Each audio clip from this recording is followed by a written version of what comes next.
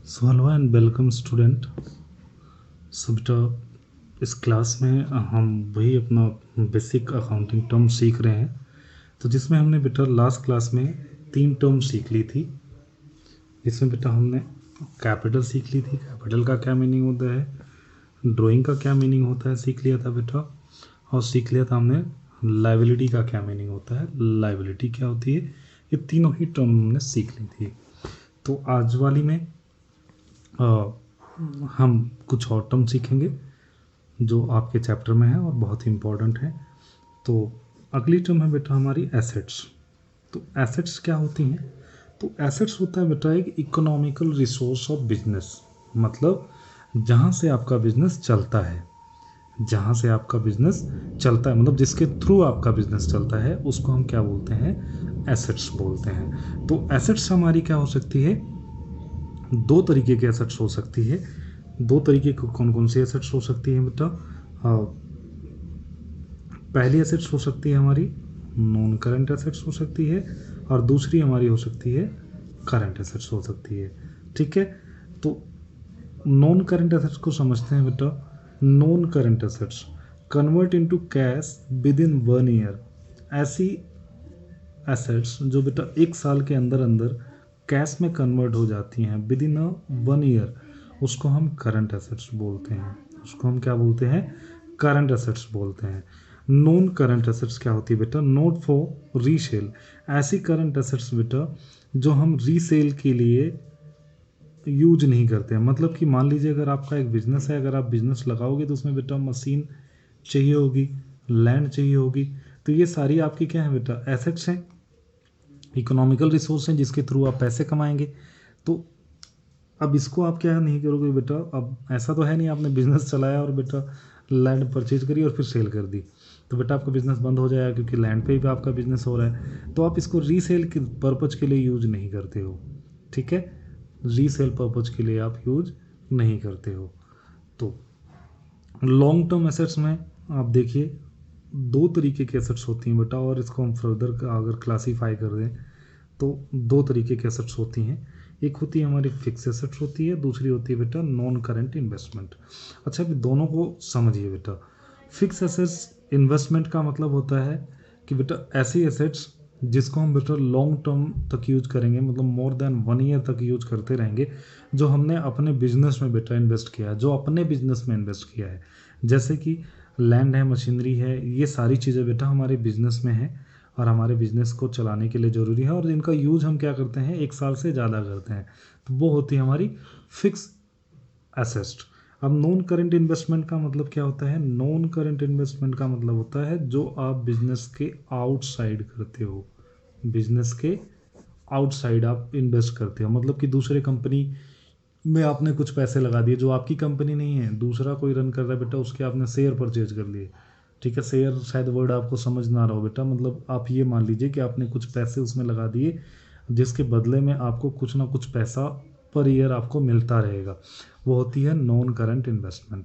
अब fix assets भी बेटा दो तरीके की होती हैं आपकी। एक होती है टेंजिबल एसेट्स और एक होती है इनटेंजिबल एसेट्स। टेंजिबल एसेट्स का मतलब क्या होता है बेटा? जिसको हम टच कर सकते हैं, जिसको हम टच कर सकते हैं, सीन कर सकते हैं। ठीक है, वो हमारी टेंजिबल एसेट्स होती हैं। तो टेंजिबल एसेट्स ऐसे एसेट्स होती हैं बेटा। Tangible assets is asset that we can touch, seen and feel also. तो बेटा हम तीनों चीज़ कर सकते हैं, टच कर सकते हैं, फील कर सकते हैं, सीन भी कर सकते हैं। जैसे मशीन है, अब मशीन को बेटा टच भी कर सकते हैं, देख भी सकते हैं, भाई बड़ी बड़ी सी मशीन लगी है हमारे बिजनेस में। कंप्यूटर है, कंप्यूटर बेटा हमारा कंप्यूटर लगा हुआ है बिजनेस में, हम उसको देख भी सकते हैं, टच भी कर सकते हैं, फील भी कर सकते हैं। लेकिन एक जो हमारी दूसरी टाइप की फिक्स एसेट्स होती है बेटा इनटैंजिबल। इनटैंजिबल ऐसे एसेट्स होती है जिसको ना तो हम यहाँ पे बेटा देखिए टच नहीं कर सकते हैं, कान टच। ठीक है, इसको हम टच नहीं कर सकते हैं, इसको हम सीन नहीं कर सकते हैं। तो ये हमारी इंटैंजिबल एसेट्स होती है। जैसे गुडविल, एग्जाम्पल के लिए गुडविल, अभी देखिए आपको समझ आएगा। गुडविल का मतलब बेटा कोई बिजनेस बहुत ही ज़्यादा फेमस है, और उसकी सेल बहुत ज़्यादा है क्योंकि उसकी क्वालिटी बहुत अच्छी है, मतलब रेपुटेशन। गुडविल का मतलब होता है बेटा रेपुटेशन। तो रेपुटेशन उस बिजनेस का रेपुटेशन बहुत अच्छा है। अब रेपुटेशन अच्छा होगा जब भी बेटा सेल होगी। तो इसका मतलब क्या है बेटा, जो रेपुटेशन है उसको आप देख थोड़ी सकते हो, टच थोड़ी कर सकते हो, जस्ट आप फील कर सकते हो। तो no touch no seen but feel only, आप फील कर सकते हो, ठीक है। तो ओनली आप फील कर सकते हैं, आप टच नहीं कर सकते, देख नहीं सकते। अब इसी तरह से आप जब पेटेंट राइट ले लेते हैं तो बेटा वो भी आप देख नहीं सकते हैं, ठीक है, टच नहीं कर सकते हैं, लेकिन आप फील कर सकते हैं। जैसे सॉफ्टवेयर है, सॉफ्टवेयर पे हम काम कर सकते हैं बेटा, टच थोड़ी कर सकते हैं उसको, ठीक है, फील कर सकते हैं। तो इस तरह से बेटा हमारी एसेट्स होती हैं। दोबारा देख लीजिए एक बार, क्विकली रिवाइज करा रहा हूँ आपको। एसेट्स क्या होती है बेटा, हमारा एक इकोनॉमिकल सोर्स ऑफ बिजनेस होती हैं, जो कि दो तरीके की होती हैं, non current assets and current assets. Non current assets जो बेटा हम रीसेल पर्पज़ के लिए यूज नहीं करते हैं, जिसका यूज हम बेटा मोर देन 1 ईयर के लिए करते हैं।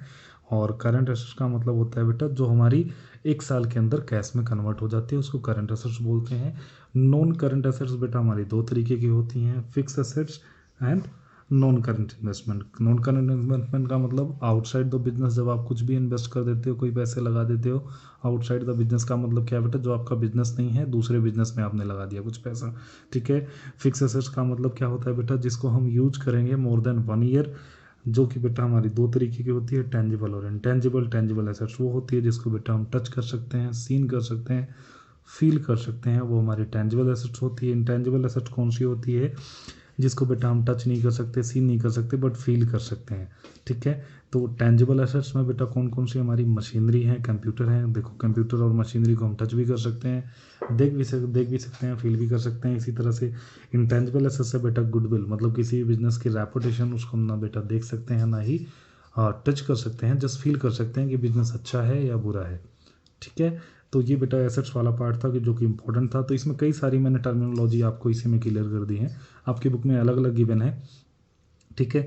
तो एक छोटा सा और देख लीजिए, इसमें बेटा एक एसेट्स होती है हमारी फ्रिक्टिशियस एसेट्स।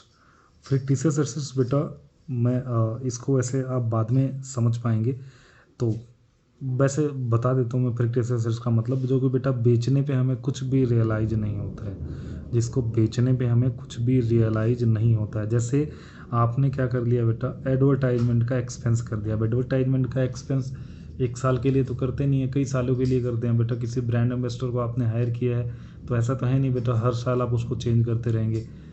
किसी भी प्रोडक्ट का जो ब्रांड एम्बेसडर होता है बेटा, वो हर साल तो चेंज होता नहीं है, वो कॉन्टीन्यूस चलता रहता है। तो उसको हमें पेमेंट करनी पड़ती है बेटा, कि उसके साथ हमें कॉन्टैक्ट करना पड़ता है 10 साल के लिए, 5 साल के लिए। तो वो आगे तक हमारे बिजनेस के लिए एडवर्टाइजमेंट करता रहता है। जैसे किसी हमने न्यूज़ चैनल पे अपना ऐड दे दिया बेटा, तो उसके साथ हम कॉन्टैक्ट कर लेते हैं, भाई 5 ईयर तक मेरा ऐड चलाना है, लेकिन उसके लिए हमें पेमेंट करनी पड़ती है बेटा, कॉन्टैक्ट पेमेंट करनी पड़ती है, उसके बाद एनुअल पेमेंट करनी पड़ती है। तो उसको बेटा हम डेफर्ड रेवेन्यू एक्सपेंडिचर बोलते हैं। ये वैसे टर्म आप बाद में सीखेंगे, लेकिन मैंने जब ये टॉपिक चल रहा है तो मैंने आपको बता दिया कि एक टाइप की और एसेस होती है जिसे हम फिक्टिशियस एसेस बोलते हैं, ठीक है। तो ध्यान रखना इस चीज़ को। Next, creditor.